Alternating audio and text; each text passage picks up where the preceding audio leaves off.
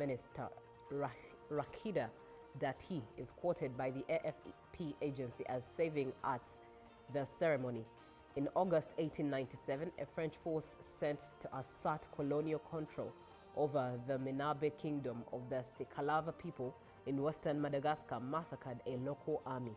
King Toera was killed and decapitated, his head sent to Pahi, where it was placed in the archives of the Museum of Natural History. Nearly 130 years later, pressure from the king's descendants as well as the government of the Indian Ocean nation has opened the way for the skull's return. There is no DNA proof that the skull is King Toera's tests carried out several years ago were inconclusive. Ultimately, it was a traditional Sakalava spirit medium who confirmed the skull was that of the monarch. Interesting way to confirm. It's like the Ugandan way of confirming if a child belongs to a clan or not by the Sengas. Oh. Looking at the nail or the toe, if it looks like their family. Now that would be simple, but there are others. There is what they call a karira.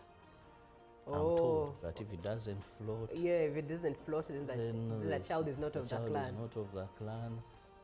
Then also the men, I'm told they have their own way of proving, but that one can even kill a child in case the child is not for that family or not your child. So we had our own African science, but I think for me, yes, resemblance of the nails, the feet, the toes and all that, to me makes more sense than the other things of that Amiko called not floating. Then, but ultimately, anyway, a DNA test saves a lot. It's of course, but by then there wasn't DNA. Yeah, but right now, I mean, in this day and age, why would they use now a spirit medium? It is very okay for us to go for DNA if you have the samples anyway. Now, for that one who lived so many years, what did you have? But it is what it is. It is what it is indeed. What do we have in the press today? The press today, NRM dominates. Now here we see special interest groups, elections, winners and losers. There is something for you there to see NRM Party League, winners and losers. And a picture there of those jubilating when they win. Adrian Kobusinje. Here she defeated Lydia Wanyoto. That is for the Women's League. And we see in is Ofono Pondo. Which position has Ofono Pondo taken?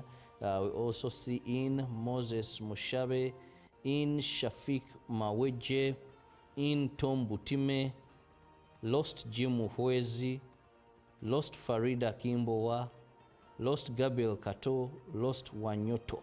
So they're showing you those who are in and those who lost. Now here they were looking for the various leagues. And who are stuck with districts? 8.4 billion, that is Uganda Wildlife Authority.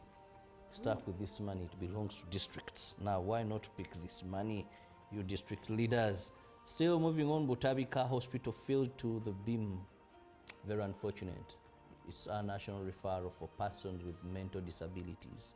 Now it's having more than double the number they should be having. And still Birungi, bus impact life skills in learners, but also there's so much in the Total magazine. So all you need to do is get yourself a copy. Let's look at what Kenya and Tanzania have for us this morning.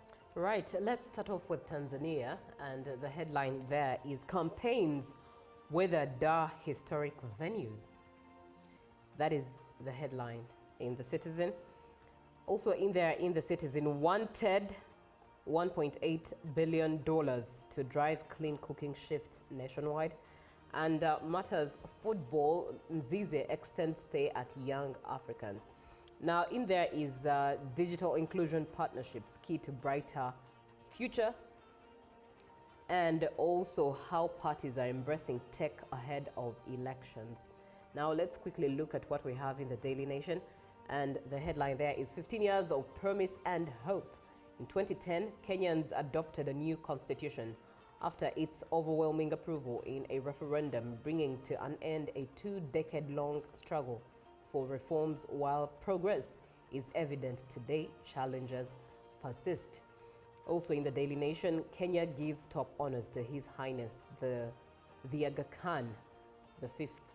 And in the Daily Nation, Nairobi MCS plot to impeach Sakaja deputy, and how school heads are hurting free education with illegal levies. All of that in the Daily Nation, and bringing us to the end of what we have in the dailies today. Get yourself a copy to get all the detail that you need. But for now, let's have a short break with some music. We get to enjoy music from Johnny Drill and Tiwa Savage. That is Over the Moon is the title of the song. Do enjoy. Good Morning Uganda does continue definitely. Live from UBC Studios in Kampala.